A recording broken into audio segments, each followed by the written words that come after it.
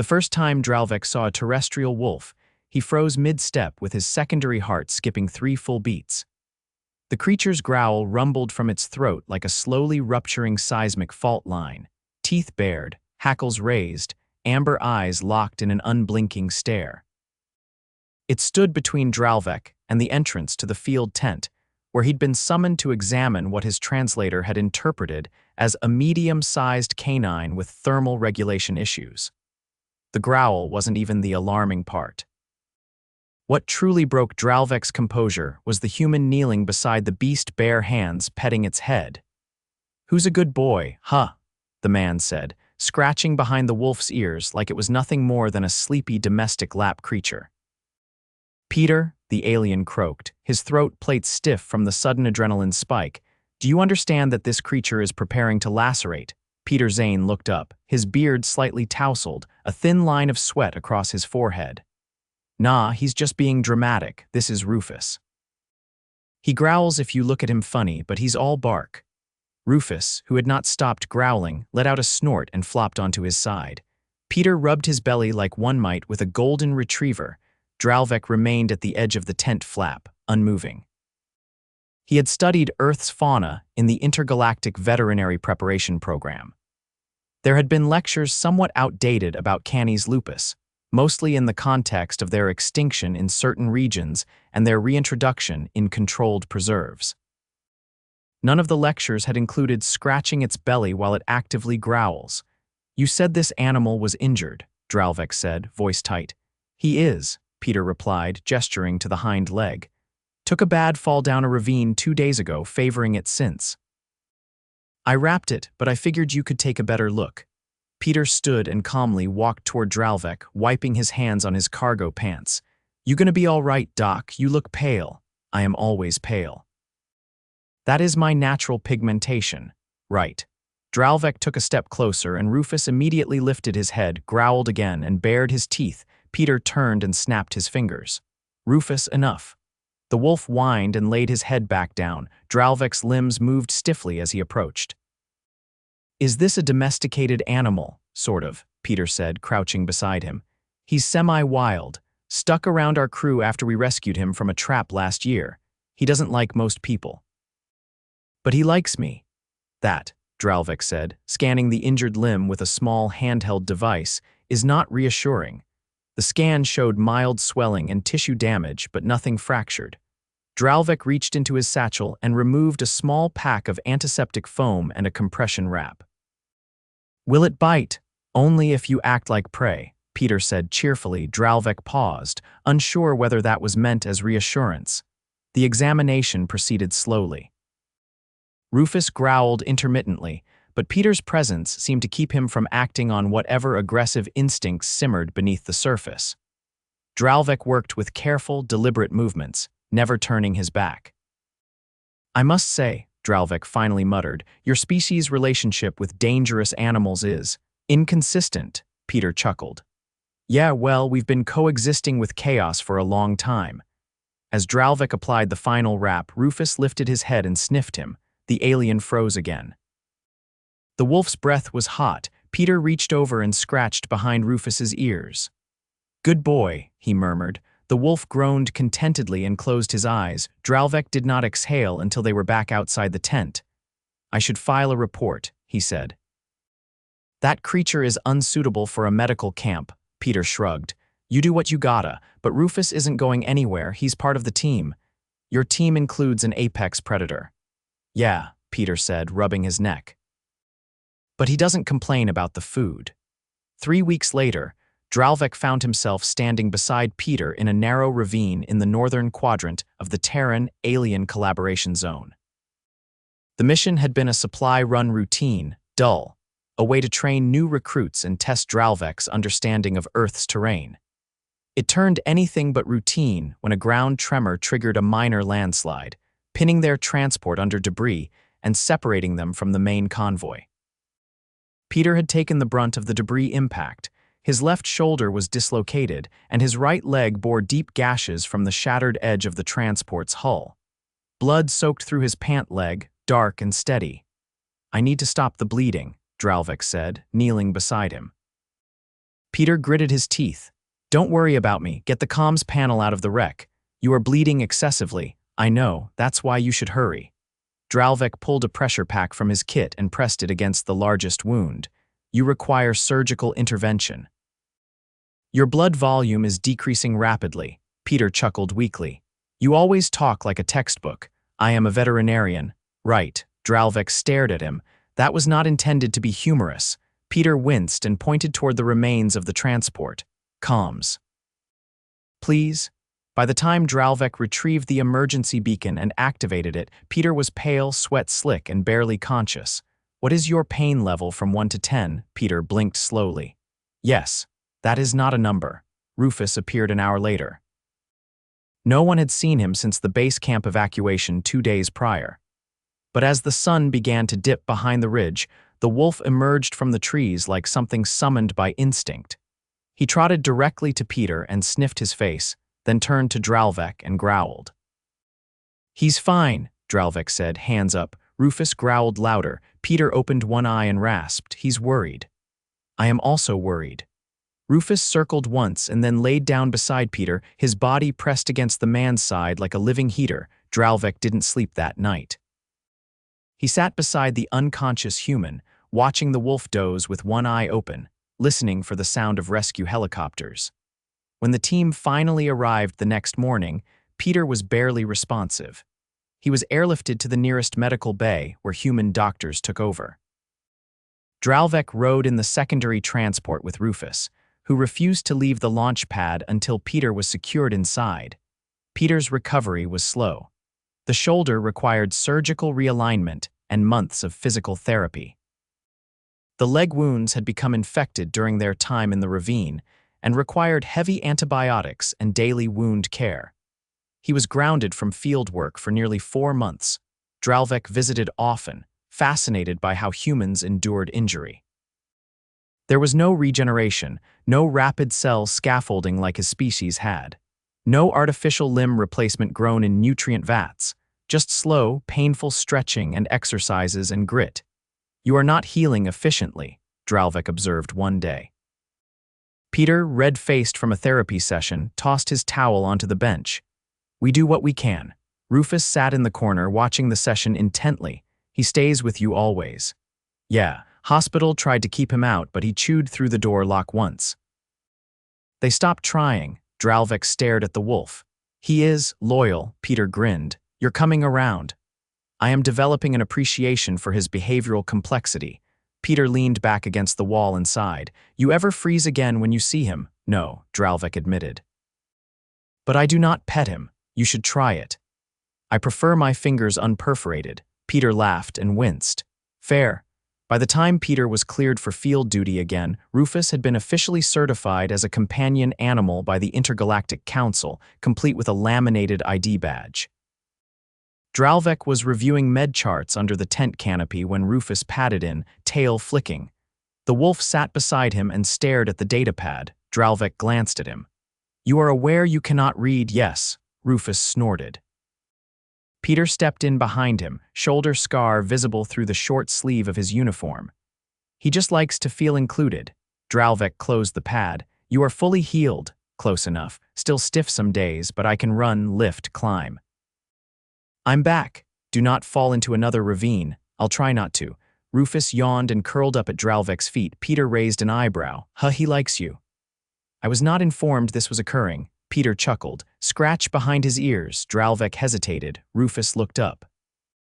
Then slowly the alien reached down and scratched. Rufus let out a groaning sigh and rolled onto his back. Peter grinned. Good boy. Dralvek shook his head. You Terrans are insane, Peter shrugged. Maybe. But we're persistent. Dralvek looked down at the wolf again, who was now snoring softly. Perhaps that, he said, is our common ground. The hatch to the mobile quarantine shelter hissed open just as the late afternoon wind picked up, scattering dry leaves across the clearing. Dralvek ducked inside, brushing off a stray twig that had clung to his shoulder joint. The interior smelled faintly of disinfectant and some kind of citrus-based cleaning agent, an odd human preference, but tolerable. Peter was seated on the lower bunk, his right leg propped up, sockless, with a flexible gel brace cradling the knee. A portable stim unit hummed quietly beside him, wires trailing from his leg to the machine. He looked up, one eye squinting against the overhead fluorescence. "You're late," he said, adjusting the strap on the brace. "I started without you.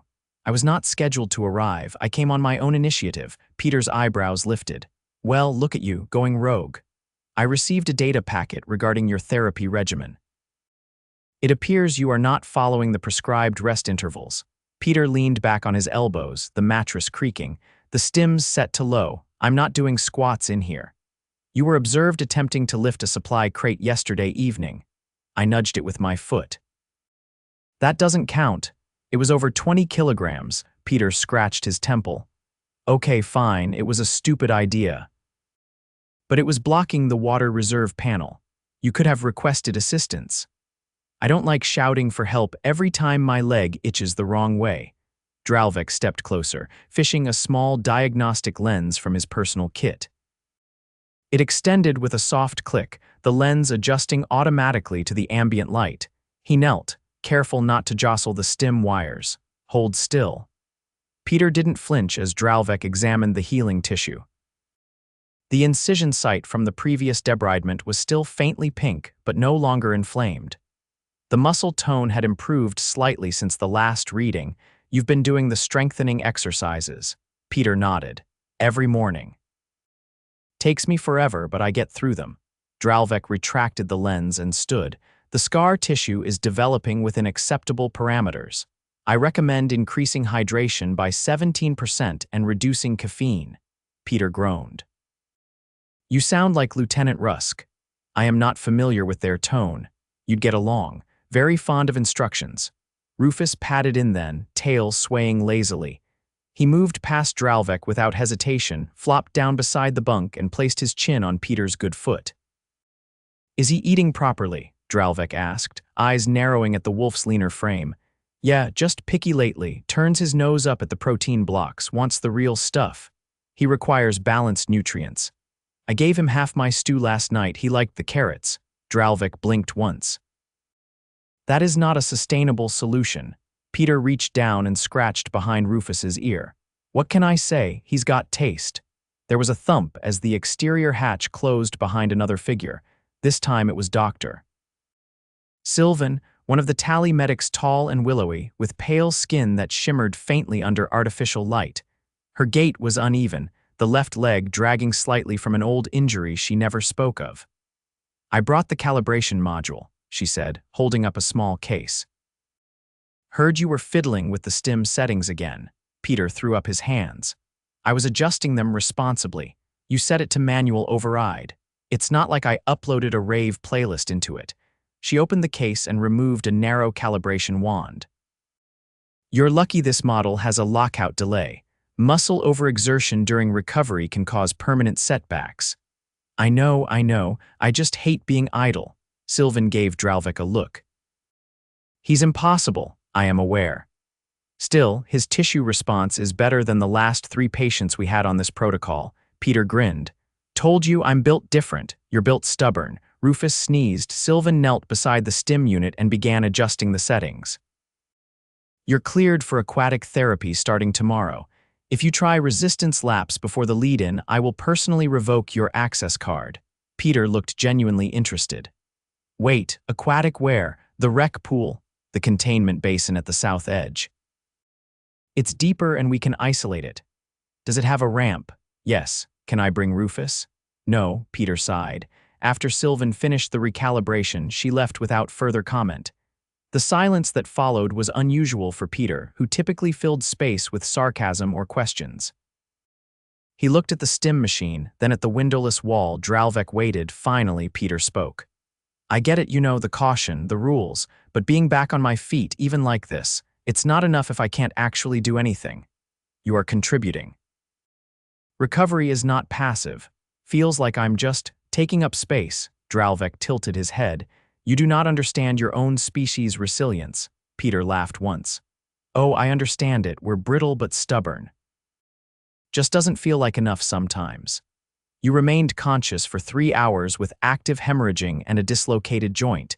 You instructed me to prioritize communication systems over your own medical care. That is not brittle. Peter looked down at his leg. I guess I thought I'd bounce back faster. You are not an elastic compound, you are organic. Peter opened his mouth, then closed it again. Rufus yawned, curling tighter against the bunk. The stim unit beeped softly, signaling the end of the cycle. Peter reached down and began disconnecting the leads. I'm cleared for light duty next week, he said, not looking up. Nothing exciting. Just comms monitoring. That is appropriate. I'd rather be out with the survey team. You are not yet capable of traversing uneven terrain without support. I know. Dralvek considered the human for a moment. Would simulation training be acceptable? Peter blinked. Like VR. Yes. Limited range mobility fields. You would maintain physical movement while engaging with virtual terrain. It may expedite neural reinforcement. You could set that up. I have already requisitioned the equipment. Peter grinned. You were planning this. You are not the only one who finds inactivity inefficient. 1 week later, Dralvek stood beside a projection pad in the equipment dome, watching Peter shuffle through a simulated forest path. The incline was mild, the footing reactive. Rufus was lying beside the projection console, tail flicking every time Peter stumbled and caught himself. Feels weird, Peter said, shifting his weight. Like walking on sponge, you are adjusting faster than predicted. Peter took another step, winced slightly, but kept going. This beats the stim chair. Do not overextend. No promises.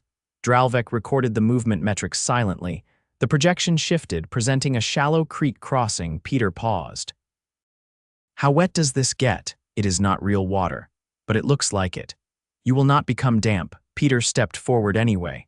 The dynamic terrain adjusted under his weight, simulating resistance. He made it halfway across before tipping forward slightly. His arms flailed, but he didn't fall.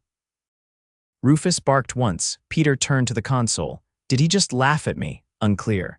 His vocalizations are not fully cataloged. Peter took another step. Well, catalog that went under mockery. Dralvek didn't respond. Instead, he noted the improved gait correction. The limp was almost undetectable. 2 weeks later, Peter was walking unassisted. The leg still stiffened in the cold, and he moved slower in the mornings, but he no longer needed braces or stim leads. The simulation program had been expanded to include elevation changes, mild jumps, and low-stress pursuit drills. Dralvek watched as Peter jogged 2 laps around the perimeter of the training zone. Rufus ran beside him, occasionally darting ahead and circling back. When Peter stopped panting, he looked over at Dralvek. All right, he said between breaths. What's next? Dralvek tapped his datapad. You are cleared for recon support duty within a 5-kilometer radius, no solo excursions, no elevation above 2 meters. No carrying loads above 12 kilograms. Peter wiped sweat from his forehead. I'll take it. Rufus barked once and nosed his thigh. Peter laughed. He wants me to carry him. That would exceed your load limit. Yeah, Peter said, scratching between the wolf's shoulder blades. But he's worth it. Dralvek watched them for a moment, then turned back to his datapad. The human was healing irregularly, imperfectly, but undeniably. And somehow, against all probability, the wolf was part of the process. Dralvek adjusted the compression collar around his neck plates as the ambient temperature dropped another 2 degrees. The outer ridge of District 12 had received clearance for interspecies wilderness assessments, and he'd reluctantly volunteered for the 3-day bioaudit rotation. Not because he enjoyed hiking through uneven terrain soaked in pollen and insect life, but because he preferred leading the audit team himself, especially if Peter was going to be assigned to it. Humans were capable, yes, but they had an unnerving habit of ignoring limitations in favor of enthusiasm. The ridge path narrowed, forcing Dralvek to step sideways along a slope cluttered with curling vines and brittle leaves. Ahead, Peter crouched by a fallen trunk, scanning its underside with a handheld sensor. Rufus was sprawled across a warm patch of rock, tongue lolling, his body relaxed in a way that suggested he had no intention of moving unless there was food or danger. This stump's got 2 heat traces under it, Peter said. One's hibernating, the other's definitely active. Small, maybe rodent-sized. Terrestrial or alien, Peter tilted the scanner. Scanner's not throwing any flags, probably a native vole. Dralvek approached and peered over his shoulder. Avoid disturbing it. Continue to the mineral runoff basin. I want a full sample set before dusk. Peter stood, stretching his leg carefully. Still stiff, but better than last week. I don't get that weird pull behind the knee anymore. You have been compliant with your aquatic regimen every morning. Even when the pool's freezing. Cold water reduces inflammation. It is not a punishment, feels like one. From behind them, one of the Eskivra auditors chirped in their native tritone, offering a sealed canister of soil analysis. Dralvek accepted it with a nod and slotted it into his satchel. Peter glanced sideways. The Eskivra ever blink? No, their visual membranes remain open during all conscious hours. Creepy. They consider eyelids inefficient. Peter kept walking. I'd hate to see their horror films. They reached the basin area just as the sun dipped behind the outer ridge. The sky turned a muted violet, casting long shadows across the uneven rock bed. Rufus trotted ahead and lapped at a shallow stream, then bounded back to Peter and shook his coat, flinging droplets that hit Dralvek's shoulder. "Control your animal," Dralvek muttered, flicking water from his sleeve. Peter grinned. "He's hydrating." "That's good, right?" "Not when he drenches my field reports." Peter crouched by the stream and began unpacking the sample vials. Rufus nosed one curiously, then laid down beside the bag, tail thumping once. Dralvek clipped a small filter to the edge of the basin and activated it. The device hummed, drawing in particulate data and storing it in a microdrive. He glanced at Peter's posture, left foot braced behind the right, weight evenly distributed, no signs of joint instability. "You no longer favor the leg." Peter looked up. "I noticed that yesterday. I went up 2 flights of stairs before realizing I didn't even think about it. Neuromuscular adaptation has completed then, still aches in the rain though. That is expected. Scar tissue lacks the same elasticity as original muscle." Peter nodded, then pointed at a yellowish stain on the rocks. "That wasn't here last week." Dralvek crouched to examine it. "Sulfur residue, possibly from subterranean venting." "Sample it." Peter removed a vial from the pack and carefully scraped the substance inside. As he sealed it, a sharp click sounded from behind them. Rufus snapped upright. Peter turned, frowning. "That was a trap trigger." Dralvek rose slowly. "There are no traps authorized in this zone." Another click echoed from the trees, followed by a faint rustle. Rufus growled. "Stay still," Peter said quietly, eyes scanning the brush. A figure emerged, a hunched, multi-limbed being with matte gray exoskin and a long cranial ridge. It wore a patchwork harness with rusted tools and a small blade clamped to one wrist. Dralvek stepped forward. "This is protected land. Identify yourself." The being hesitated, then clicked something in its throat. "Resource claim, filed 2 cycles prior, not contested." Peter shook his head. "No claims are valid within 10 kilometers of the basin. This area's under active ecological restoration." "Not posted," the being replied. "No markers." "There are 27 perimeter sensors," Dralvek said. "You passed 3 of them to get here." "I do not read your signals." Rufus growled again, but Peter held up a hand. "Easy, we're not here to fight." The being stepped closer, eyeing the satchel. "You collect samples, I collect minerals, same purpose. Different permissions," Dralvek said. "You're interfering with a reconstruction zone. We're cataloging post-collapse regrowth." "I take nothing living." Peter frowned. "Those traps you set there not for animals, are they?" "No, for others who take what I found." Rufus growled louder. Dralvek glanced at Peter. "We must report this." "Unauthorized extraction violates 3 interspecies accords." Peter nodded slowly. "Let's keep this calm. No one's hurt. No one's stealing anything today." The being shifted its stance. "I go, I leave basin. Deactivate your traps," Dralvek said. "All of them?" "I will." It turned and disappeared into the brush. A few seconds later, a distant click echoed again. "Disarm sequence." Peter exhaled. "Well, that was tense." "You handled it better than expected." Peter looked surprised. "Thanks." "I think." Rufus nosed at the ground, then trotted back to the stream. They worked in silence for another 20 minutes, finishing the sample sets and transmitting the data upstream. As the light faded, they packed up and began the slow walk back to the ridge camp. Halfway there, Dralvek halted. "You are limping again," Peter sighed. "Twisted it a little when I turned, not bad." Dralvek gestured for him to stop and knelt beside him. "Sit." Peter sat on a flat stone, wincing slightly. Dralvek retrieved a cold wrap pack from his satchel, activated it, and secured it around the knee. "Don't tighten it too much. You will have circulation. I'm not incompetent," Peter smiled. "Didn't say you were." As Dralvek adjusted the wrap, he paused. "You have exceeded projections. Recovery, field readiness, behavioral regulation." Peter tilted his head. "Behavioral regulation.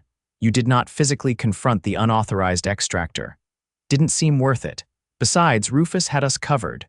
Rufus whined softly and nudged Peter's elbow. Dralvek stood. "You may resume walking, but slowly." Peter rose carefully. "I'll try not to impress you too much." "That would be difficult." They reached camp just after nightfall. The Eskivra had already initiated sleep cycle protocols, and the ambient lighting dimmed to a soft blue. Peter limped to his bunk, removed the cold wrap, and stretched the legs slowly. Dralvek handed him a hydration pouch. "Drink, then rest." Peter took it, leaned back, and exhaled. "You know, I didn't think I'd be back out here this soon." "You should not have been, I know." Dralvek sat on the opposite bench.